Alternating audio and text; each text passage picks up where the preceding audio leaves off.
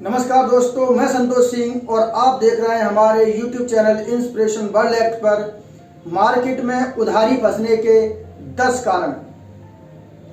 अगर आपने हमारे इस चैनल को अभी तक सब्सक्राइब नहीं किया है तो प्लीज़ अभी कर लीजिए और घंटे के आकार के बेल आइकन को भी दबा दीजिए ताकि आगे आने वाले business based problem solving video आपको मिलते रहेंगे और आपका बिजनेस नॉलेज ग्रो करता रहेगा। आइए शुरू करते हैं। मैं हमेशा कहता हूं कि बिजनेस ऐसा करें कि पेमेंट एडवांस में आए। अगर आप पेमेंट एडवांस में नहीं ले सकते तो कम से कम बिजनेस ऐसा करिए कि आपको पेमेंट कैश में आए। इसके अलावा भी अगर आप पेमेंट एडवांस में नहीं ले पा रहे, पेमेंट कैश में नहीं ले पा रहे, तो कहीं ना कहीं आपका बिजनेस मॉडल ही ऐसा है, आपकी मार्केट ही ऐसी है जहां आपको उधारी देना आपकी मजबूरी बनी हुई है। ऐसे कई सारे बिजनेस हैं जिन्हें मैं भी जानता हूं जहां लोगों को उधारी देनी पड़ती है। एक प्रिंसिपल पकड़ लीजिए, हर समस्या और समाधान इन 3 कारणों में छुपे हुए हैं। वो 3 कारण क्या हैं? Number 1 self, number 2 related, number 3 situation. Self, related और सिचुएशन, ये 3 कारण हैं। अगर इन 3 कारणों को आप ठीक से समझ गए और इन 3 कारणों को मैनेज कर लिया तो जीवन में आपका पैसा कभी फंसेगा नहीं, रुकेगा नहीं, आपको किसी के चक्कर नहीं लगाने पड़ेंगे।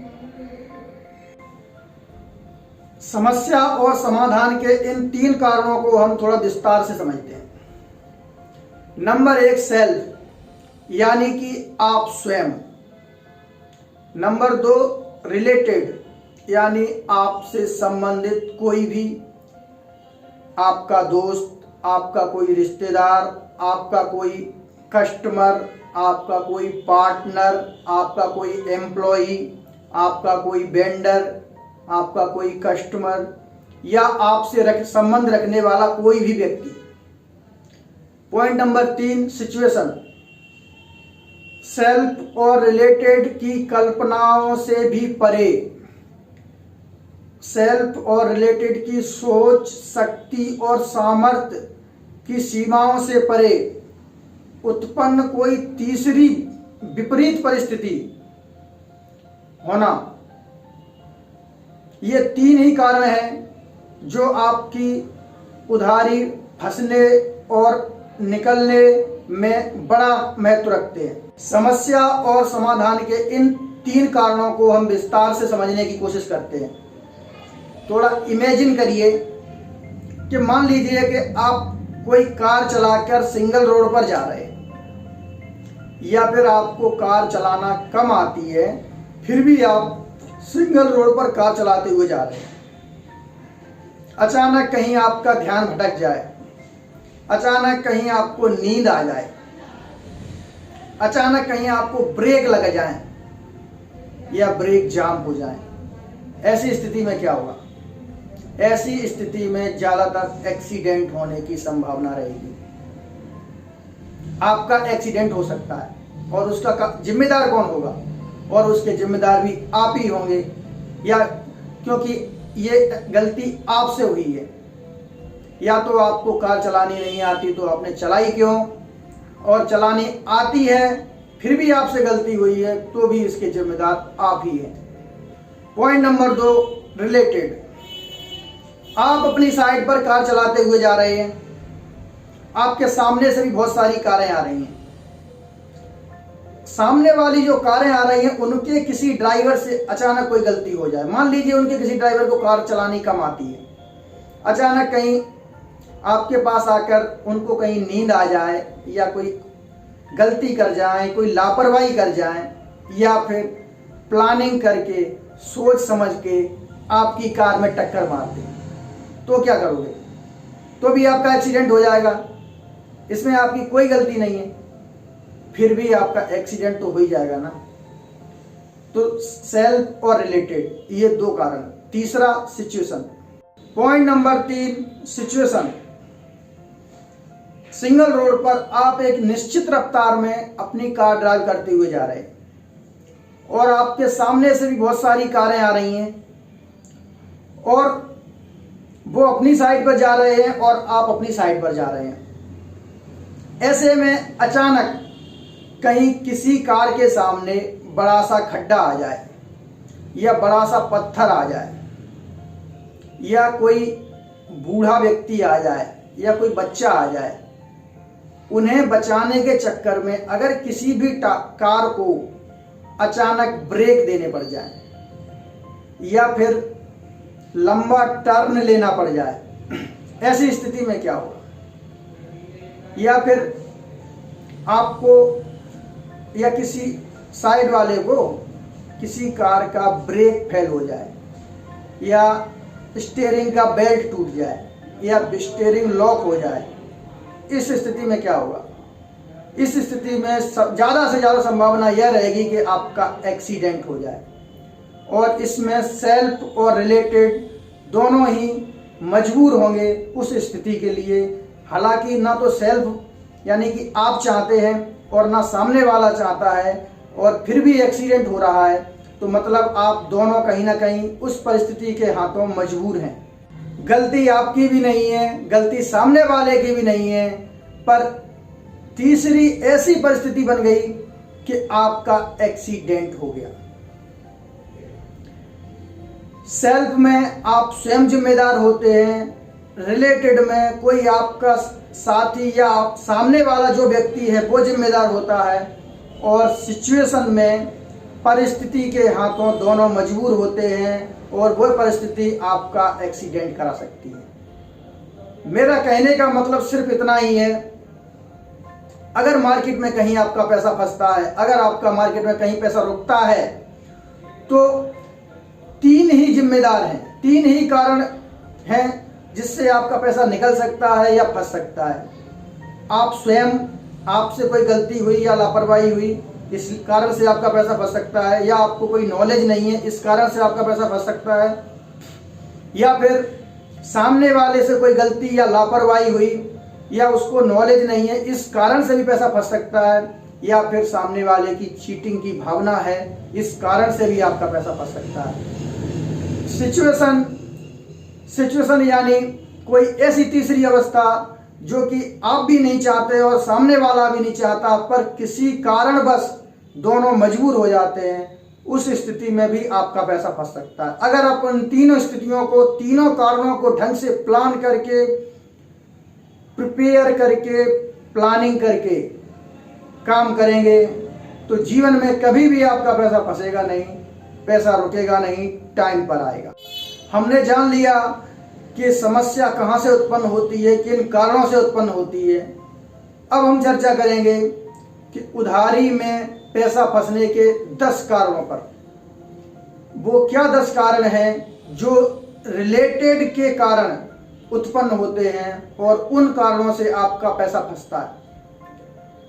यहाँ पर सिर्फ रिलेटेड के कारण वो 10 परिस्थिति क्या हैं जिससे आपका पैसा फंस सकता है, और उन 10 परिस्थितियों पर ही अपन फोकस कर रहे हैं।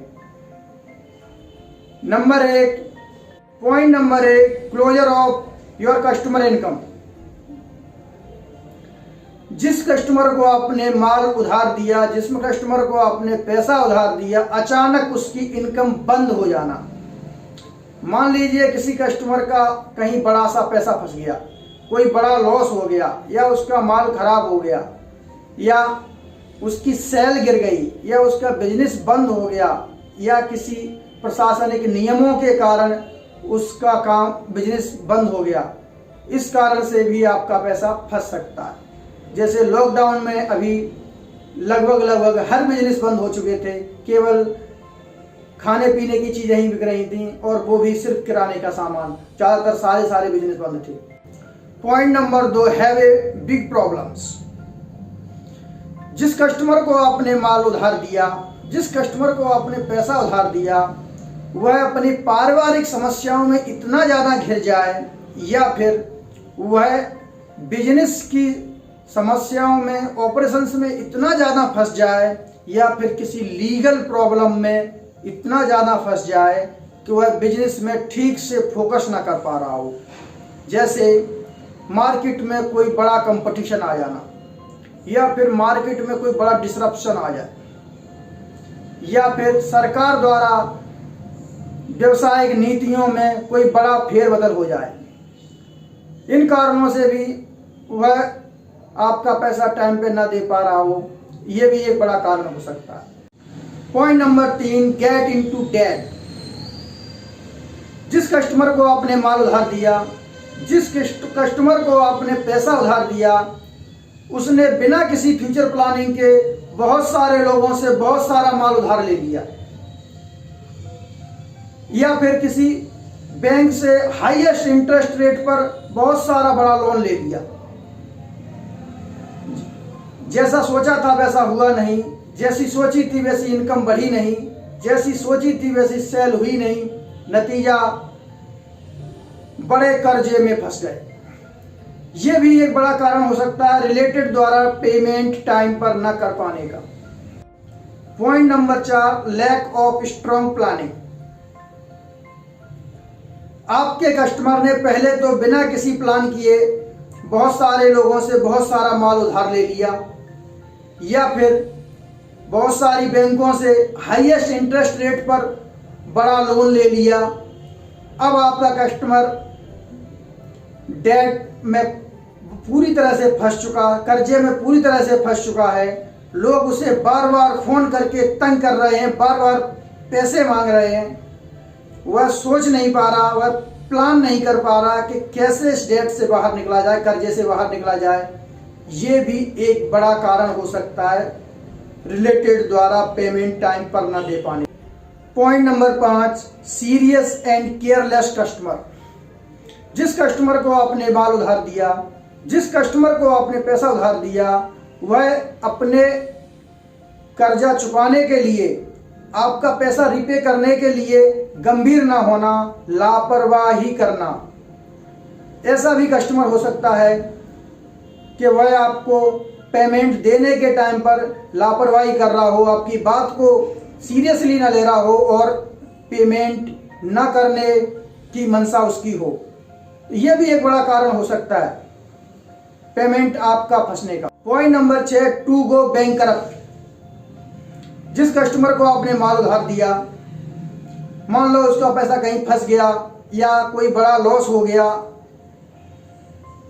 उसकी आर्थिक स्थिति इतनी खराब हो गई कि बैंक उसे दिवालिया घोषित कर दे, फिर वह आपका पेमेंट देने से मना कर दे।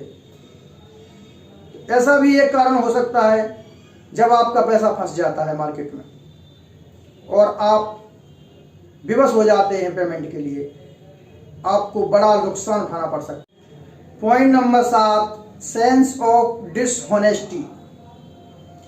जिस कस्टमर को आपने माल उधार दिया या जिस कस्टमर को आपने पैसा उधार दिया, उसकी नीयत खराब होना, उसकी बेईमानी की नीयत होना, आपको पेमेंट वापस न करने की नीयत होना, यह भी एक बड़ा कारण हो सकता है पेमेंट आपका फंसने का, टाइम पर न मिलने का। Point number 8, any accident. जिस कस्टमर को आपने माल उधार दिया, जिस कस्टमर को आपने पैसा उधार दिया, अचानक आकस्मिक उसका किसी गंभीर बीमारी से पीड़ित हो जाना, कोई एक्सीडेंट हो जाना या उसकी मृत्यु हो जाना, यह भी एक बहुत बड़ा कारण हो सकता है जहां पर आप विवश हो जाते हैं, मजबूर हो जाते हैं और रिलेटेड के द्वारा आप पेमेंट नहीं ले पाते। आपके पैसा फंसने का सबसे बड़ा कारण ये। Point number 9, cheater of outsider customer. ऐसे कस्टमर जिन्हें आप माल उधार देते हैं या पैसा उधार देते हैं, कुछ समय के व्यवहार और व्यापार को देखकर आप उनका विश्वास कर लेते हैं। कभी चेक के आधार पर या सिर्फ फेस देखकर ही आप उन्हें बहुत सारा माल उधार दे देते हैं। ऐसे कई लोग हैं जो अलग अलग डिस्ट्रिक्ट से अलग अलग डिस्ट्रिक्ट में काम करने जाते हैं और वहाँ के लोगों का विश्वास जीतकर उनके साथ चीटिंग करते हैं, उनसे बड़ा अमाउंट लेकर वहाँ से भाग जाते हैं। जरा देखिए, आप भी सावधानी से परखिए सामने वाले को, तभी उधारी दीजिए। पर नोट, मैं यहाँ पर यह नहीं कहना चाह रहा कि अलग अलग डिस्ट्रिक्ट से आने वाले लोग सभी चीटर होते हैं। हाँ, पर यह अवश्य कहना चाहता हूं कि सारे लोग एक जैसे नहीं होते, इसीलिए छानबीन करिए, लोगों को परखिए, उसके बाद ही उधार दीजिए। Point number 10, misunderstanding and non professional attitude. जिन कस्टमर्स को आप माल उधार देते हैं या जिन्हें पैसा उधार देते हैं, उनके माइंड में कई प्रकार की भ्रांतियां हो जाना, कोई भूल चूक हो जाना या मिसअंडरस्टैंडिंग या गलतफहमी हो जाना भी एक बड़ा कारण होता है। कई बार बदतमीज, दुर्व्यवहार और नॉन प्रोफेशनल एटीट्यूड के कारण भी लोगों के पुराने से पुराने संबंध खराब हो जाते हैं, लोगों के बड़ी बड़ी मोटी मोटी पेमेंट फंस जाती है। ये भी बहुत बड़ा कारण होता है लोगों का पैसा फंस जाने का। और इस स्थिति में जब कोई व्यक्ति किसी के साथ नॉन प्रोफेशनल एटीट्यूड या बदतमीज दुर्व्यवहार करता है तो इस स्थिति में कस्टमर भी चिढ़ जाता है, उसके पास पैसा होते हुए भी वह देना नहीं चाहता, ऐसी भी स्थिति बनती है। तो ये थे रिलेटेड द्वारा पैसा फंसने के 10 कारण। तो ये 10 पॉइंट थे रिलेटेड के द्वारा पैसे फंसने के। वो 10 कारण जिन कारण से आपका पैसा रिलेटेड के कारण फंसता है, वो 10 कारण ये थे। और अगले वीडियो में हम बताएंगे सेल्फ के द्वारा आपका पैसा क्यों फंसता है। सेल्फ यानी आपकी स्वयं की गलती, लापरवाही, अज्ञानता के कारण वो क्या 10 कारण हैं, क्या गलती आप करते हैं जिससे आपका पैसा फंसता है। वो 10 कारण हम अगले वीडियो में चर्चा करेंगे। इस वीडियो को अपने दोस्तों और रिश्तेदारों में सब में फैला दो। अगर आपका कोई दोस्त, रिश्तेदार, आपका कोई भाई बिजनेस करता है तो ये वीडियो जरूर शेयर करिए, जिससे आप उनकी फ्री में एक बहुत बड़ी मदद कर सकते हैं, जिससे वो सावधान, सतर्क हो जाएंगे, जिससे उनका पैसा कभी फंसेगा नहीं। और ये आपकी उनके लिए बहुत बड़ी मदद होगी।